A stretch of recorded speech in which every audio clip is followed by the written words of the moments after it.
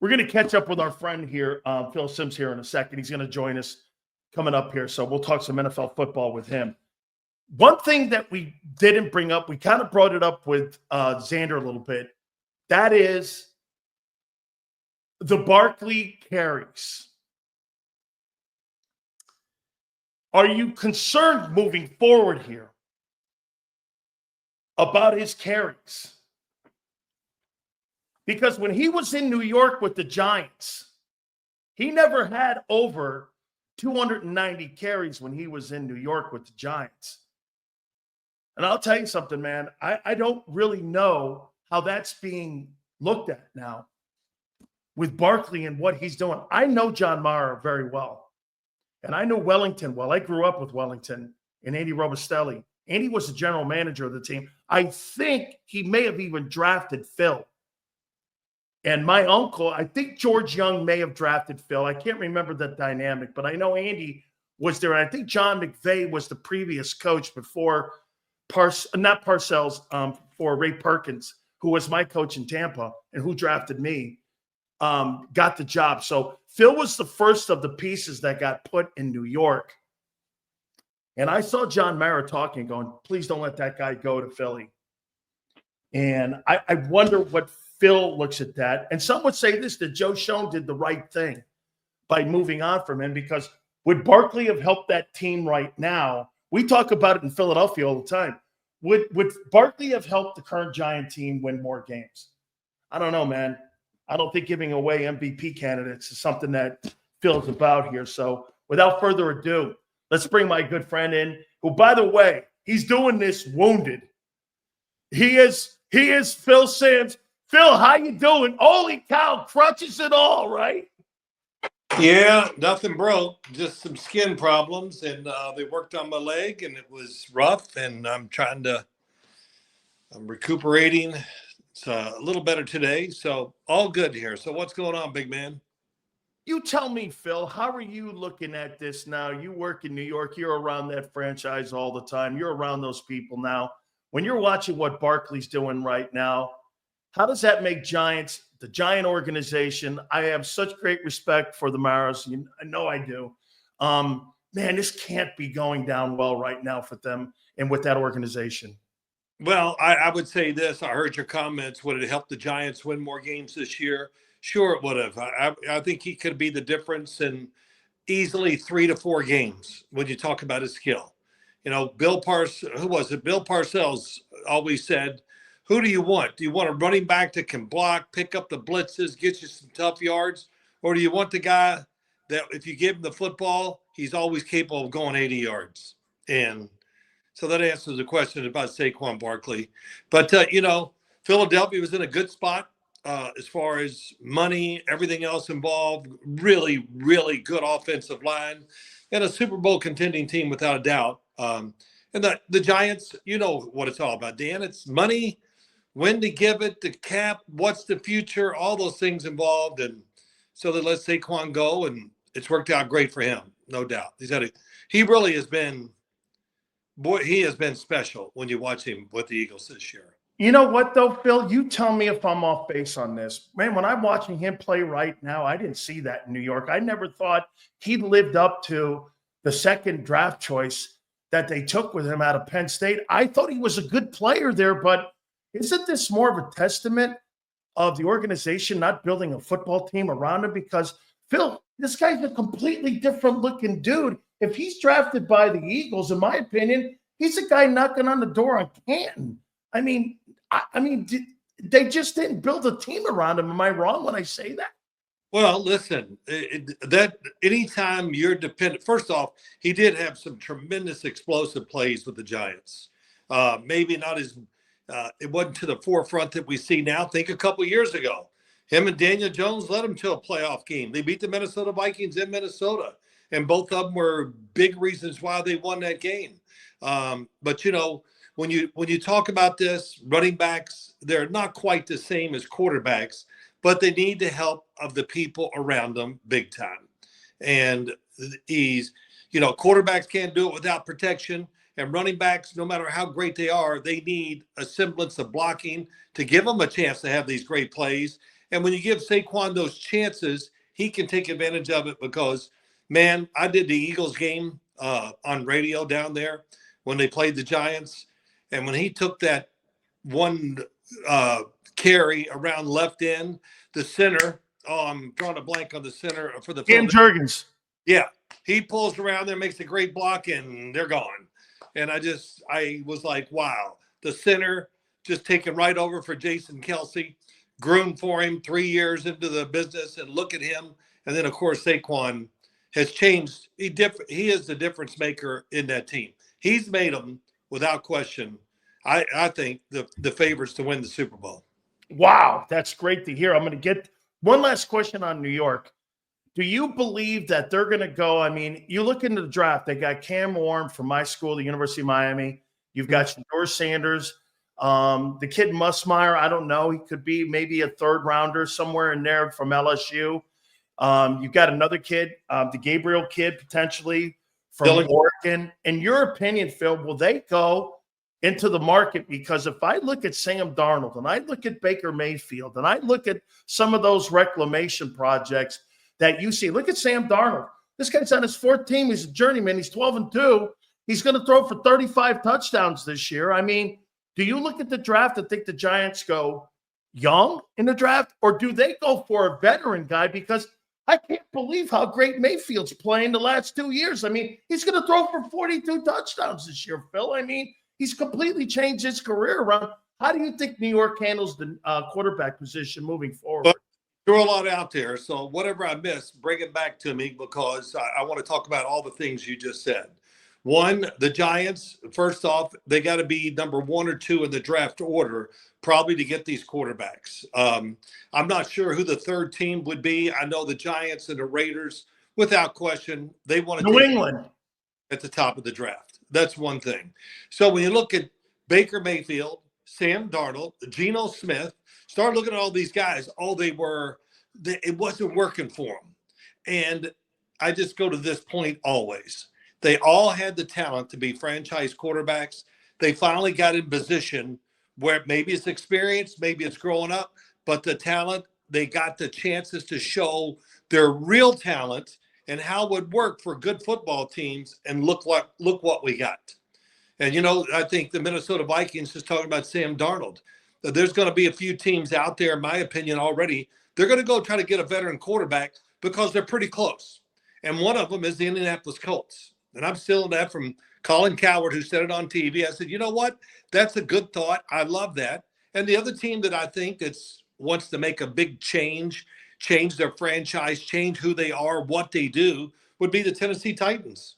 So Sam Darnold, he fits Tennessee Titans. They want to run the Joe Burrow offense. That's what they want to do. It's where Brian Callahan comes from. Zach Taylor, Joe Burrow. They want to do that, but they can't do it with the quarterbacks they have. Sam Darnold could probably go in there right now at these two teams I said, start for them, and change everything about who they are right away. And Baker Mayfield, all I can say about him, he is throwing that damn ball like he's never thrown it in his life. And he can't throw it hard enough. Every pass he sees, I mean, this past week, they played the Chargers. Baker Mayfield, I usually count like everybody, arm strength's overrated. Let me say it for the 8th millionth time. Bull crap. It comes in. We just don't have a stat that says power throw only gets there because you have a really good arm, but it's just another completion in the eyes of a lot of people. So, but Baker is really throwing the ball with power, with accuracy. His leadership skills are undeniable, and it's just fun to watch. And Geno Smith, come on, yeah. Seahawks. I don't care. Oh, he's thrown 13 interceptions. I don't care. Is that all we're going to judge it on? He threw for 400 yards. They won the game. He was great. He scrambled, but he threw an interception. I mean, get off of it. This interception. I love it. Phil, let me throw this at you here, Phil. Eagles, you just mentioned it. Obviously, you believe they're the favorite to win the Super Bowl. What has changed in your opinion? I mean, look at Kellen Moore, what he's done this year. I mean, there's some people that say, because the Eagles are 28th in passing, and I push back on people that said this. Well, they took the 63 split window coupe out of out of the shed last week versus the Steelers, and they pulled it out when they needed it. Phil, I don't think you can win Super Bowls that way. I think you got to be consistent all year long to have that, to be able to do that. Because look at Baltimore, look at Detroit. They're 2 and 3 or 4 when it comes to passing and running. They have some balance there. Or am I off when I'm saying this here? Because they're 1 in rushing, they're 30th almost in passing. Right. But again, last week, they were hitting on all cylinders when they went up tempo. How do you read the Eagles and their chances of winning the Super Bowl? I think they saw a game to win. They said we need to throw it, and they go out and they do it. And the fact that they're wherever they're ranked in passing offense doesn't bother me at all. It doesn't even affect me in my overall thinking of the football team and how it will roll out the rest of the year, maybe even in the playoffs. Because a couple things. One, Jalen Hurts is a very, very careful decision maker, and rightly so. He's playing on a team that's really, really good, and he's one guy. Because of the situation, you can manage the game and just try not to make a mistake, which I don't like to say those things, but they're so good. If you don't make that mistake, you're always going to be in there. And sooner or later, they're going to make a big play with the run to A.J. Brown, to Devontae Smith. I mean, and Kellen Moore is doing a great job of not worrying about what people think of him. He's calling the games to win the games. And when I watch him play, just like this past week, I watched it a little on TV, but I watched the tape of it. And you know what it was? It's the offense that Jalen Hurts likes. And the pass patterns, the thought process, everything. It's back to when they went to the Super Bowl and what I've seen them do in the past. And it's what Jalen Hurts likes. So I have no qualms. I didn't know they were ranked so low in the passing thing. It never occurred to me because I don't care. Because I think what the team is, they show you whatever they need, they can do that to win football games.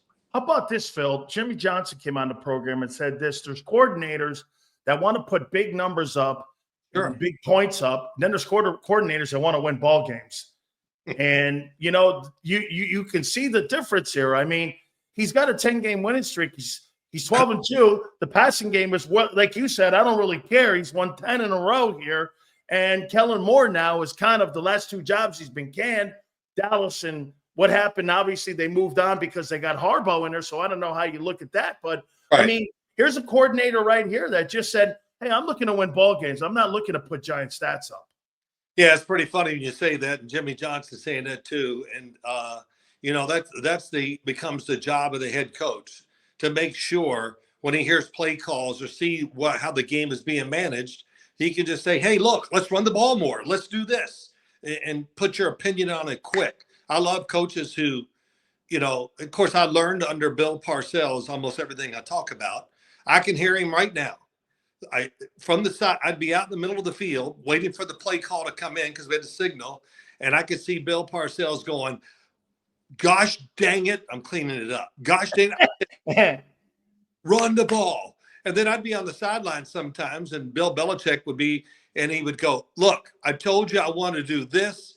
Okay, boy genius, do what I tell you. Boom, boom, boom. And so he managed the game on both sides of the ball, being the head coach. So that what I'm saying there is the coach needs to manage the coordinators, because when it's all said and done, it comes down to the coach. They're going to blame him if it doesn't work. And if the Philadelphia Eagles lose in the playoffs, they have not a great day throwing the football, this will come back to haunt them. People are going to say, well, we knew during the season you were ranked so low. Well, that's you just got to deal with that. And I think these coaches and teams know what they got to do to win. Phil, you also were able to watch the Jets. I mean, explain to me one thing here with Mekhi Becton. I watch this guy. I think he's going to be first team All-Pro. I mean, I can't believe what he has done. They moved him in the guard. Now, look, Jeff Stoutland is arguably the best offensive line coach in pro football. I mean, guys go out, they don't miss a beat. They put Fred Johnson in. They'll put Tyler Steen in. It really doesn't matter. This guy has been a magical magician with this 5 guys he's got there. And then this guy, Mekhi Becton, who was constantly injured in New York. He never lived up to his ability. I'm watching him. Phil, I'm like this. He's the biggest human being I've ever seen. And I can't believe how good he is. What happened in New York, and how much of a transition, how much of a factor does a great O-line coach really make? Because this guy does not look like that same guy in New York. Man, I don't even know where to go with all this. It's so great. You said it all. I'll say this. Mekhi Becton just wasn't mature enough to accept what he was doing in the pros when he was with the Jets. And, he didn't have the atmosphere or that group that the Eagles have. When you watch them play and just listen to you talk, their offensive line is like an entity. They're so tight and so proud of who they are and what they do, and they should be. And for Jeff Stoutland, man, if I ever was in the NFL, I'd look at his contract and I'd call his agent and say, please don't renew it. We'll pay you 3 times more than that. Because we talk about this all the time, you and I, and if you don't have a good offensive line, you're not going to win the Super Bowl. And it's every year I look at it, and you look at all the playoff teams that get in, and you can almost rank they all are where they should be in the NFL with their offensive lines. The only bad offensive line in recent history I've seen go to the Super Bowl was the Cincinnati Bengals with Joe Burrow. I mean, that was a bad O-line. Yep. Amazing they made it to the Super Bowl, and hell, they almost won it. But if I was a general manager, and they've done a great job in Philadelphia picking these players, but the culture, I don't like to use that word a lot, but it's real when you talk about that Philly O-line.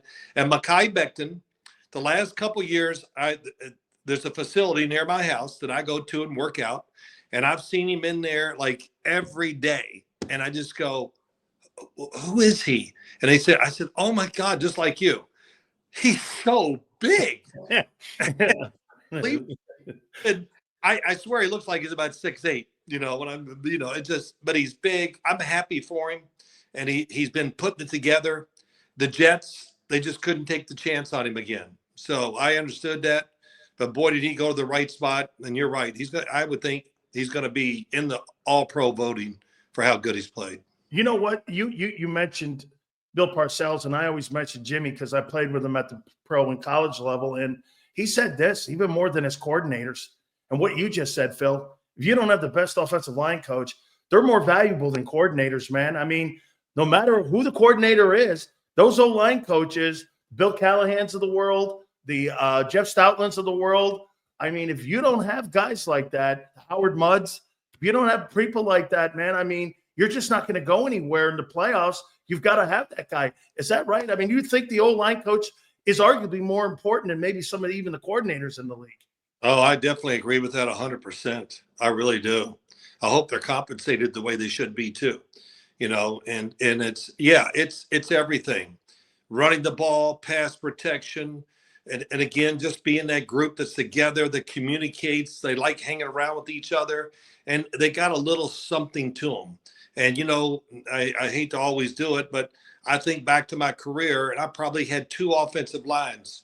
The first one was, one type, and they were dedicated, tough, smart, all that. Then the next offensive line we rebuilt with George Young a little bit, and it was all about be big.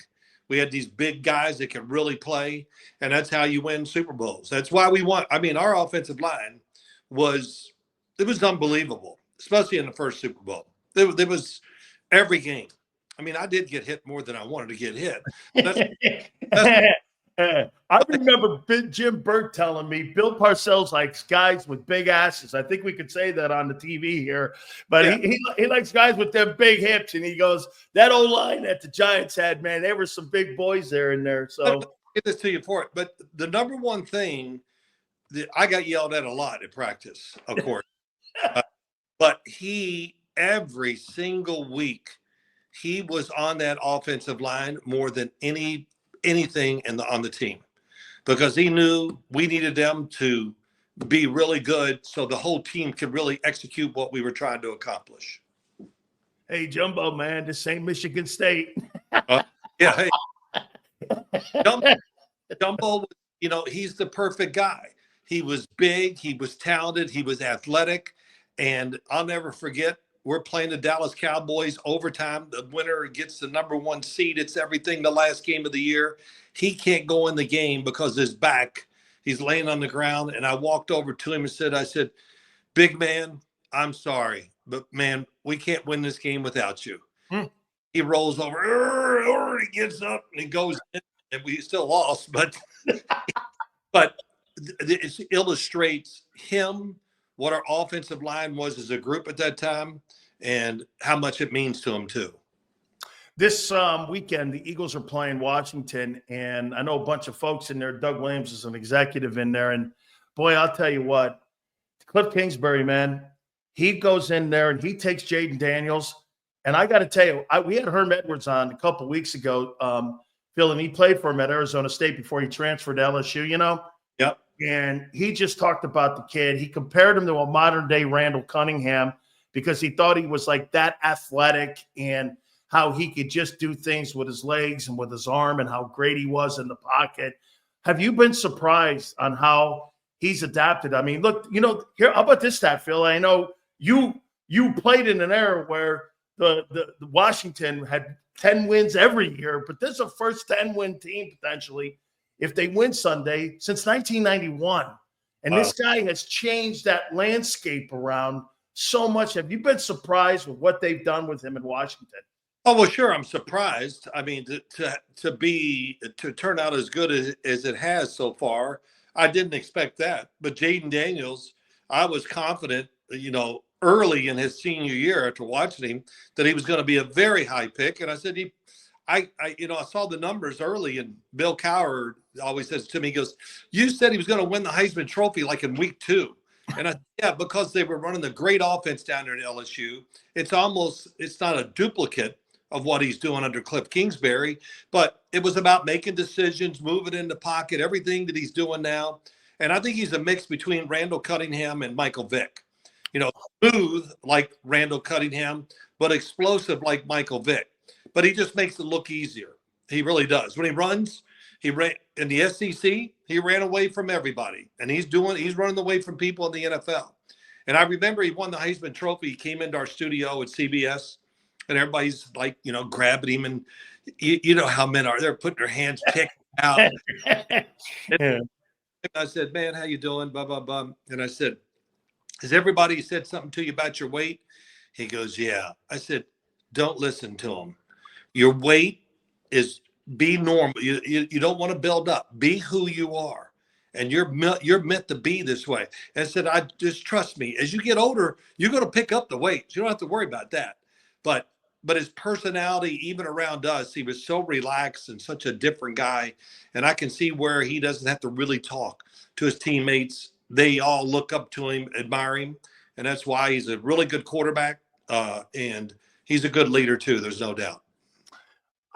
I am the biggest Josh Allen fan on the planet, have been since his sophomore year at Wyoming. I don't really think he had a great senior year. Now, again, Wyoming's not going to be Ohio State and have the conveyor belt of talent year in and year out to put around their quarterback. But when he got into the league and where he is now, I said this, Phil, at the beginning of the season, everybody was under the notion that he was going to have a walk-back year because Stephon Diggs was there. I'm like, I think quarterbacks are better when they don't have primary targets, where you have to spread the ball around and you have to think the game out more. I mean, Phil, honestly, I love you. No disrespect to your wideouts, but you had a phenomenal tight end and you had really good ball players. You didn't have a primary guy like Jerry Rice. You spread the ball around. You were so good on third down, and you guys ran it. To me, I think that makes quarterbacks have to see the game more. No pre-snap reads, no landmarks, being able to have an idea when you go up tempo, you're going to be able to identify the defenses quicker. And I think that's what they're doing in Buffalo. And I think that's what Joe Brady did. They upped the tempo. They identified the defense more. The guy sees the game more. Am I right when I'm saying I see a different Josh Allen? Well, yeah, it is different. You know, when he was at Wyoming, I didn't like him at Wyoming. I loved him. I mean, I would stay up at night, watch those late games, and most of it, and I would be on the phone with people, and we'd be laughing, literally laughing, going, "Did you see that throw?" It was incomplete, but he threw it 65 yards in a snowstorm right down it. And then he was throwing footballs that literally were bouncing off the face mask of some of his teammates, and nobody on that team he played on was drafted. Not one, just Josh Allen. And, you know, so the talent that wasn't. I remember going on Buffalo radio the day after the draft because there was a little uproar. Oh, we didn't want Josh Allen. I just was, man. I basically said, you don't know what the hell you're talking about. I didn't coming out the draft. I'm not. It's. I thought him and Lamar Jackson were the two. I love them both. Lamar Jackson. The running, the throwing. He can really throw the ball and he can really pass the football, and he really always has been that way. But it's slow when you can run like that. Why would you in the pocket an extra beat? Well, let me run away from the trouble and find another way to throw it. But for Josh Allen, yes, he took some pace off the football. That's helped him. The offense really fits him. But I'm the opposite. I thought this year they would really take a step back. And I hear it on TV every day. Super Bowl or bust for Josh Allen. I thought before the year, they're too small on the defensive side. It worries me. You look back at that San Francisco game in the snow. If that snow's not there, that game is going to be really close. San Francisco was crushing them, running the football right up the middle. And that's what would worry me if I was a Buffalo fan like that. I just think it's going to be awfully tough for them to get in the playoffs and have a run where they can just outscore you because their defense, who are the big guys on the defensive front? Oliver, is that the biggest guy we're talking about? Remember too, Phil, they had to cut $66 million off that cap this past offseason, and now they're still in the race here for home field. And it's great what they're doing. Joe Barry, he is not even the guy he was at LSU when they won that national championship. He's moved from that guy. It's unbelievable because he became a pro football coach. And I know they had great offense at LSU, but really all it was, let's spread it out, throw it to somebody. They just had so much talent that you just couldn't stop them. And Joe Burrow was orchestrating and doing what he's doing in the NFL. But he's done a great job with the offense. They mixed it up. They got some little tricks, really clever plays, everything. I love what they do right now. And he's moving around, and he's being careful in his decision-making too. When you can throw like him and run like him, you can be careful as a player and still play great. Only a couple guys can do that. Him, Lamar, Mahomes, probably Joe Burrow. Who else? Justin Herbert. My God, he's ridiculous. He's ridiculous. But he's got to someday here in the next couple of years, they got to put it together big time. They're getting close, but those are the guys that can just do it many different ways. They all have a lot of things in common. Size, not really good, powerful arms, and accurate with the football. I mean, what else can you ask for in a starting quarterback? Two last ones here for you, Phil. You mentioned Lamar. What has Todd Monken done over the last 2 years with him now that he's seen the field better? I mean, he's going to throw for 4,500 yards and 40 touchdowns. I mean, the year he won the MVP, the first one, he threw for 3,100 yards. I mean, we're looking at a completely different dude.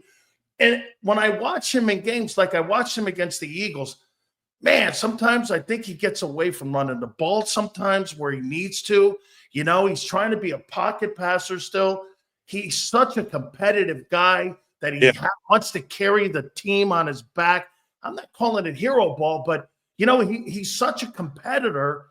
But when I watch him throw the ball now, it's a completely different dude than 2-3 years ago when he won those MVPs. What's different?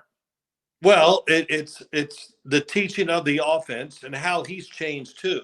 All the experience, even with all the running, the experience that you gain when you do throw, you just go, and he now uses his running just to buy time to throw. I mean, how many quarterbacks, when they get in trouble and feel pressure, they go backwards 10 and 15 yards? He goes backwards. Mahomes goes forward to find the cracks. Lamar Jackson goes backwards to throw the ball. I've never seen anything like it. But think about it this way. You had Greg Roman, who created a run game, the greatest run game we've seen in NFL history. Now he's got a coach that's more about throwing the football, and Todd Monken, and they are doing a great job. I love watching their, early in the year, I said, nobody can beat them because you can't outscore them. And, of course, that's changed. They've lost 5 times. But I love the offense, what they're doing, They know how to pace the run.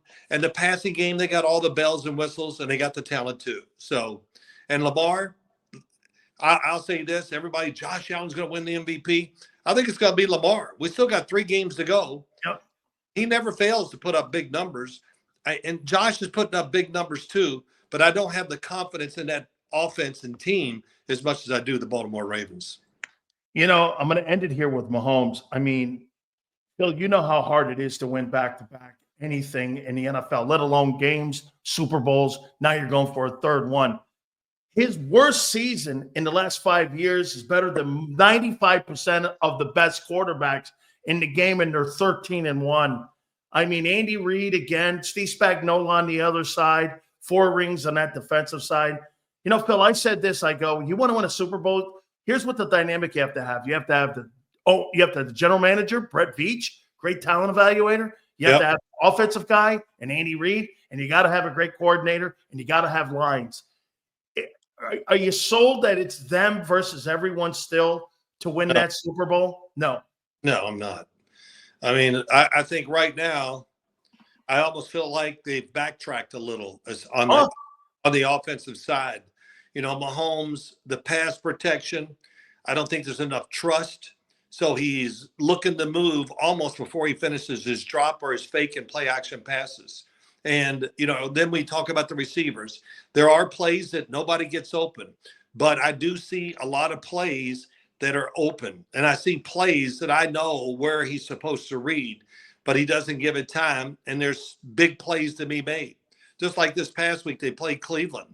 I mean, there were, man, it kind of reminded me of last year when they just couldn't work it. And all of a sudden, with the last 3 games of the year, they kind of, Mahomes played the play out the right way, got rid of the ball, and all of a sudden it looked like a different offense. Kind of like, let's just control the ball, manage the game, and we're going to beat people that way. And that's what they did through the playoff run at the end of the season. Just think about how they managed the game against the Baltimore Ravens. Yeah.